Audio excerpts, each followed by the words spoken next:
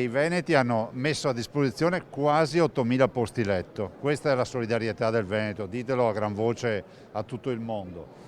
Stiamo lavorando, macchina da guerra messa a puntino, arrivano in continuazione profughi, arrivano donne e bambini perché scappano dalla guerra. Un flusso che aumenta ora dopo ora e che alle 9 del mattino fissava 3.300 gli arrivi in Veneto dall'Ucraina, e questo dall'inizio dell'emergenza, quasi un terzo solo nel Trevigiano, cifra che però, ammette lo stesso Zaia, è sicuramente sottostimata, difficile contarli. Molti di più i tamponi somministrati, quasi 5.000, dato che si spiega con i tanti transiti nelle stazioni venete, su tutte Mestre, Padova e Verona, dove la regione ha allestito dei punti mobili. Il tasso di positività è del 2,3%. Il Veneto, dice Zaia, è una porta d'accesso per i profughi, e ancora di più lo è il Friuli Venezia Giulia, con il presidente Fedriga che chiede l'impiego dell'esercito per una gestione più efficace. Adesso vediamo come si sviluppa, perché purtroppo previsioni chiare non ce ne sono. In caso di necessità è chiaro che servirà un supporto anche del governo, e quindi immagino per esempio nell'esercito nel supportare tutta l'attività anche sanitaria necessaria, perché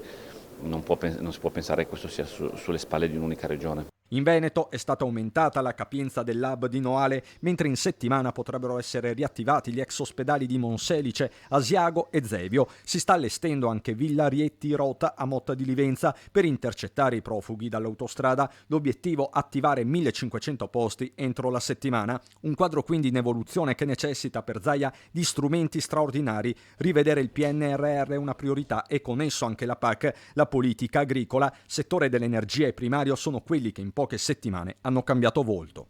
Il PNRR è stato negoziato bene, oggi però non è più attuale.